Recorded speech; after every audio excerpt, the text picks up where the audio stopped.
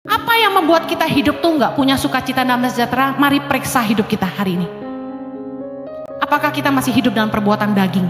Galatia 5, 19-21. Percabulan, kecemaran, hawa nafsu. Coba lihat satu-satu, masih hidupin nggak itu?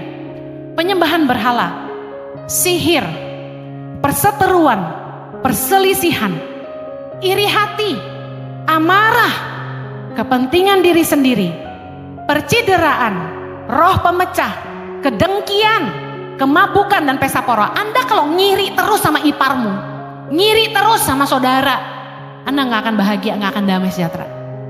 Perselisihan, iri hati, amarah, kedengkian udah pasti bikin damai sejahtera hilang. Amen. Jangan suka ngiri sama orang. Mari lakukan firman Tuhan. Menangislah bersama dengan orang yang menangis, bersukacitalah bersama dengan orang yang bersukacita. Jangan sampai orang bahagia kita marah, orang diberkati kita iri hati.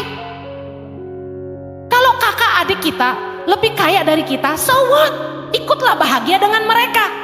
Saya kasih tahu, lebih baik keluarga kita tuh lebih kaya dari kita. Kenapa? Kalau mereka miskin nyusahin kita. Kenapa mereka lebih kaya kita malah jadi iri hati? Harusnya kita syukuri kalau mereka lebih kaya, mereka yang berkatin kita. Amen. Jangan malah iri hati.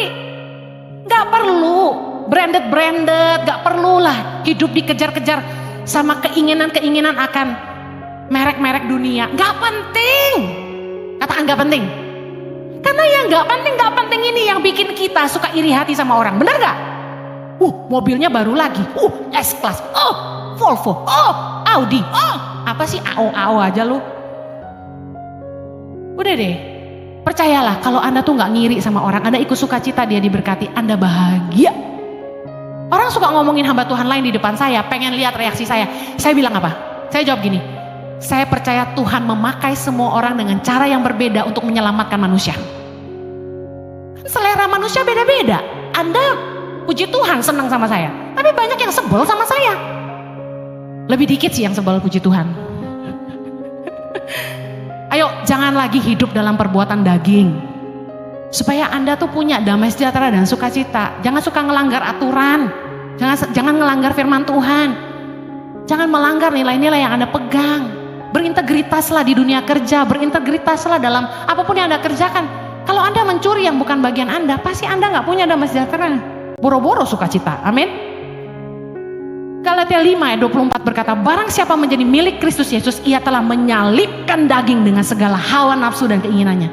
Kunci untuk Anda hidup dalam buah roh adalah belajar menyalibkan daging dengan segala hawa nafsu dan keinginannya. Saya ingin akhiri dengan ini, Roma 8 ayat 5. Sebab mereka yang hidup menurut daging memikirkan hal-hal yang dari daging. Mereka yang hidup menurut roh memikirkan hal-hal yang dari roh. Keinginan daging, hawa nafsu itu selalu bikin kita fokus sama hal-hal duniawi. Keinginan kita yang gak ada habisnya pasti gak akan membuat kita bahagia. Kemudian saya mau lanjutkan Roma 8 ayat 6. Karena keinginan daging adalah maut, tetapi keinginan roh adalah hidup dan damai sejahtera. Mari hiduplah dipimpin roh, jangan dipimpin daging. Tahu gak kenapa saya sejahtera menjalani tangan pengharapan yang sebenarnya harusnya bikin stres? Karena saya percaya saya telah mendengar dari Tuhan pewahyuan yang begitu nyata dari Tuhan, penyertaannya yang begitu hebat, membuat saya tenang. Karena saya tahu ini bukan dari saya, ini dari Tuhan.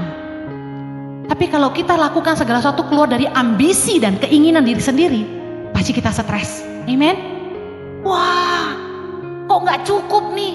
Coba periksa lagi. Apakah yang Anda lakukan dari Tuhan atau bukan?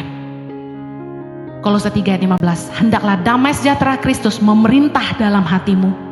Karena untuk itulah kamu telah dipanggil menjadi satu tubuh. Dan bersyukurlah.